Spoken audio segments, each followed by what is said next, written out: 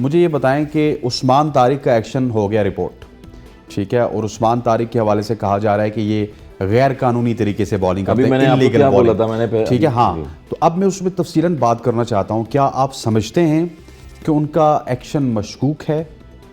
इस look like जिस तरह से बॉलिंग एक्शन आए बहुत सारे हमने अपने करियर में देखे हैं। पॉल एडम की बात करें, रॉन्ग वन की बात करें, ऑफ स्पिनर की बात करें, मुरलीधरन जैसे बॉलर, लेकिन सिर्फ देखने तो नहीं लग सकता ना कि नहीं देखें, वो थोड़ा सा रुक के बॉल कर रहे हैं। जब रुक के तो हफीज भी करते थे, रुक के करते थे, इतना नहीं करते थे, हाथ को रोकते थे, स्टेप लेते थे पूरा जाके, फुट से स्टेप लेते थे। रुकने का इशू नहीं है, हाँ रुकने का, डिग्री का भी है। ये बता रहा है कि डिग्री का इशू है। मैं वही आपको बता रहा हूँ ना, डिग्री का इशू है। और डिग्री का यही होता है, रिस्ट से बॉल कर रहे हैं या अपने शोल्डर से बॉल कर रहे हैं, दो चीज़ें होती हैं।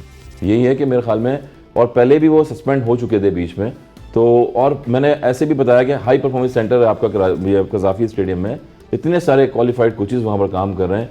और मजीद नवाज़ के अलावा, उसामा मीर के अलावा, और पता नहीं, और मुझे स्पिनर कोई नज़र नहीं आ रहे। टेस्ट टीम में 2 स्पिनर हैं आपके। अबरार तो खेलते हुए, नेचुरली खेलते हुए, एक कैरम बॉल करते हुए आ गए, और वो भी कहीं नज़र नहीं आते। वो बीच में डोमेस्टिक में आउट किए सिंध की टीम ने, तो इसलिए वो नजर यहाँ पे आ गए।